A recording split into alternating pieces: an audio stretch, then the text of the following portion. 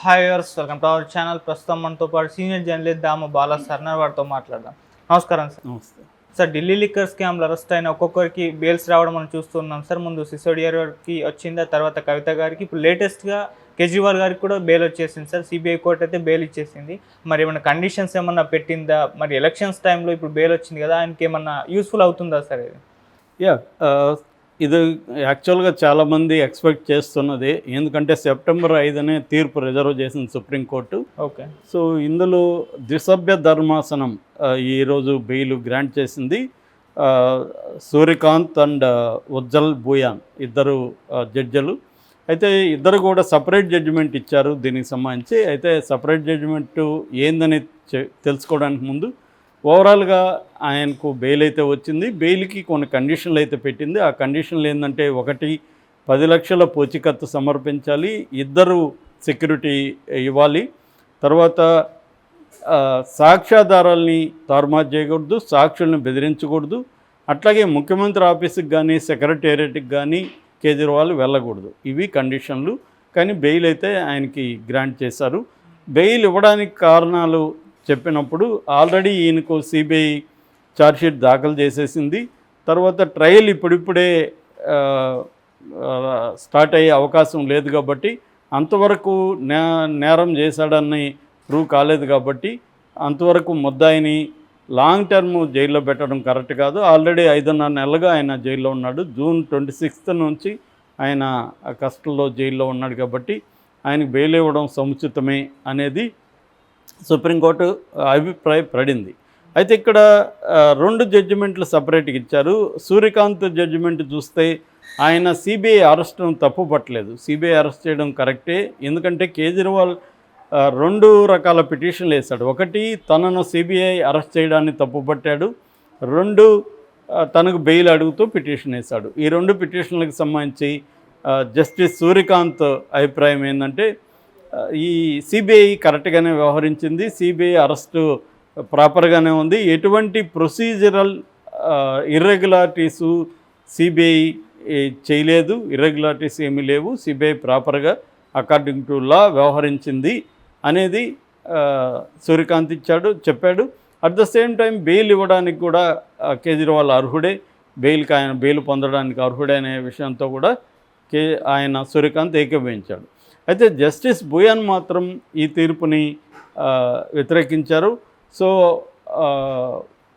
భూయాన్ ప్రకారం ఏంటంటే, వ్యతిరేకించారంటే డిఫర్ అయ్యారు. భూయాన్ ప్రకారం ఏంటంటే, సిబిఐ అరెస్ట్ అనేది కరెక్ట్గా లేదు. డెమోక్రసీలో పర్సెప్షన్ అనేది వెరీ ఇంపార్టెంటు. సిబిఐ రూల్స్ని బ్రేక్ చేసినట్టుగా కనబడుతుంది పర్సెప్షన్ ఈ కేసులో. ఎందుకంటే ఛార్జ్షీట్లో ఎఫ్ఐఆర్లో, సిబిఐ ఎఫ్ఐఆర్లో ఈయన పేరు లేదు.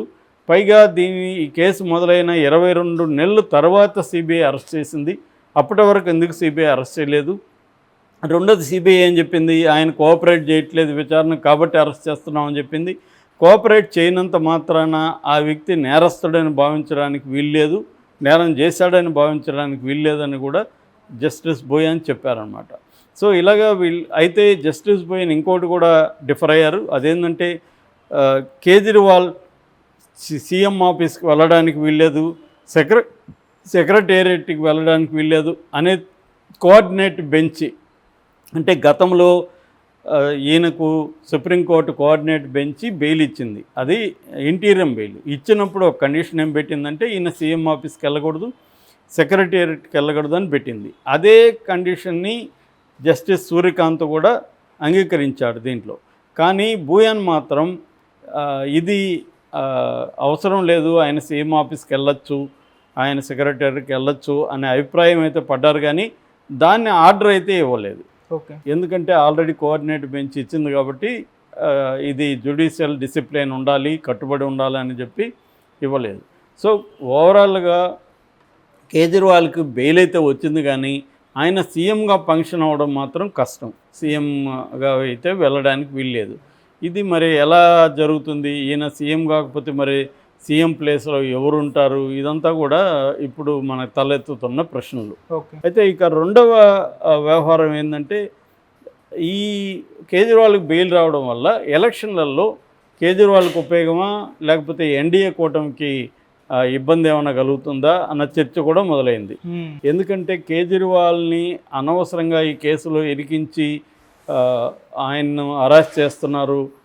తర్వాత వాళ్ళ ఉప ముఖ్యమంత్రి కావచ్చు, ఇంకొక ఎంపీని కావచ్చు, ఇలాగా ఆప్ని ఇబ్బంది పెట్టే విధంగా, ఆపు విన్నింగ్ అవకాశాలను దెబ్బతీసే విధంగా ఎలక్షన్ల ముందు కావాలని అరెస్టులు చేసి మోడీ ప్రభుత్వం ప్రత్యర్థుల మీద దాదాపు 5,000 పైన కేసులని 5,022 కేసుల్ని ఇలాగ పెట్టింది ఈ 15 ఏళ్లలో అనేది ప్రధానంగా వస్తున్న ఆరోపణ.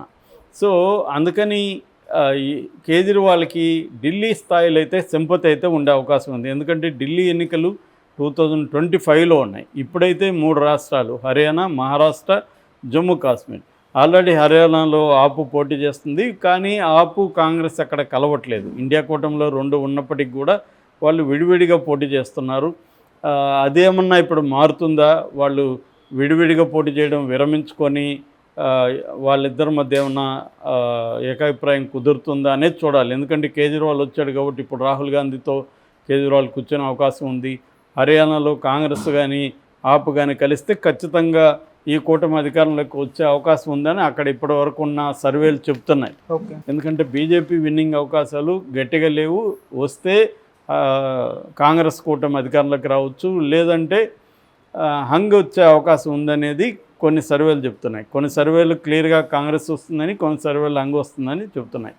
అయితే ఆపు మద్దతు కూడా కాంగ్రెస్కు ఉంటే విన్నింగ్ అనేది ఇంకొంత బెటర్గా ఉంటుంది.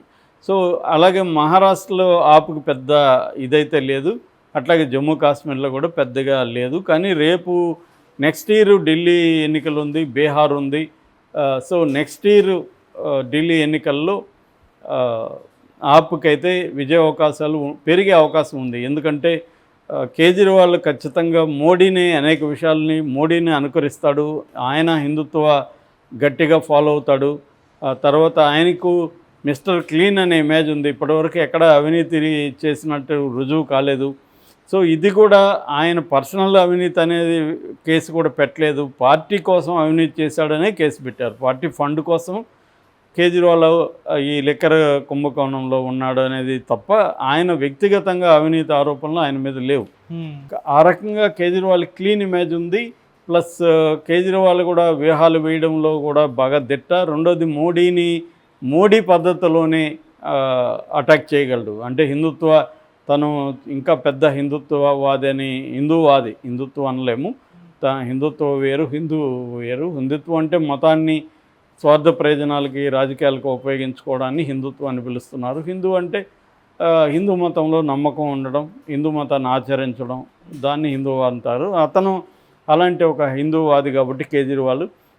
మోడీ ఆ విషయంలో రాహుల్ గాంధీని అటాక్ చేసినట్టు, రాహుల్ గాంధీ ఏమంటే హిందూ వ్యతిరేకంగా రాహుల్ గాంధీ ముద్ర వేయగలరు, కానీ కేజ్రీవాల్ని వేయడంలో బీజేపీకి ప్రాబ్లం ఉంది. అందుకని కేజ్రీవాల్. రెండోది ఏంటంటే మిడిల్ క్లాసు అర్బన్ పాపులేషన్ని కేజ్రీవాల్ ఖచ్చితంగా అడ్రస్ చేయగలరు. ఆల్రెడీ గోవాలో 4 సీట్లు ఉన్నాయి, పంజాబ్లో వాళ్ళ ప్రభుత్వం ఉంది, ఢిల్లీలో వాళ్ళ ప్రభుత్వం ఉంది. కాబట్టి మోడీకి ఇప్పుడు ఈ 3 రాష్ట్రాలు ఉన్నాయి, నెక్స్ట్ ఒక 3 రాష్ట్రాలు ఉన్నాయి, 2026లో మళ్ళీ కొన్ని రాష్ట్రాల ఎన్నికలు జరుగుతున్నాయి. వరుసగా 20 రాష్ట్రాల ఎన్నికలు జరుగుతూ వెళ్తున్నాయి. సో రాష్ట్రాల ఎన్నికల్లో బీజేపీ కానీ వీక్ అవుతూ వస్తే 2029కి బీజేపీ విన్నింగ్ అవకాశాలు బాగా తగ్గిపోతాయి. అందుకని బీజేపీ ఏం చేస్తుందంటే రాష్ట్రాల స్థాయిలో ఎక్కడెక్కడ తనకి ఇబ్బంది ఉంది, ఆ నాయకుల్ని ఎలా డీల్ చేయాలి, ఎలా బెదిరించాలి అనే యాంగిల్లో కూడా వెళ్తుంది. సో ఈ యాంగిల్లో కేజ్రీవాల్ ఇప్పుడు బయటికి రావడం అయితే ఆప్కి కానీ ఇండియా కూటమి కానీ బలం పెరిగినట్టు మనం చెప్పుకోవచ్చు. కాకపోతే ప్రాబ్లం ఏంటంటే ఇండియా కూటమిలో యూనిటీకి సంబంధించిన ప్రాబ్లమ్స్ ఉన్నాయి. ఇటు కేజ్రీవాల్ తాను ప్రధానమంత్రి అవ్వాలని కోరుకుంది, అటు మమతాకు ఉంది, శరద్ పవార్కు ఉంది, రాహుల్కి ఉంది. ఇలాగా వీళ్ళు 4-5 మంది వాళ్ళు తాము ప్రధానమంత్రి అవ్వాలని కోరుకుంది. కానీ పెద్ద పార్టీ అయితే కాంగ్రెసే. దానికి ఇప్పుడు కాంగ్రెస్కి పోటీగా ఇటు తృణమూల్ కాంగ్రెస్ మమతా బెనర్జీ, ఇటు కేజ్రీవాల్ ఇద్దరు వచ్చే అవకాశం ఉంది. ఎందుకంటే కేజ్రీవాల్ కూడా ఎంపీ సీట్లు పెంచుకోవాల్సిన అవసరం అయితే ఉంది. ఇప్పటివరకు ఏంటంటే ఎంపీ సీట్లు బలంగా లేదు కేజ్రీవాల్. సో ఢిల్లీలో కూడా 7 ఎంపీ సీట్లు ఉంటే 7 బీజేపీ అకౌంట్లో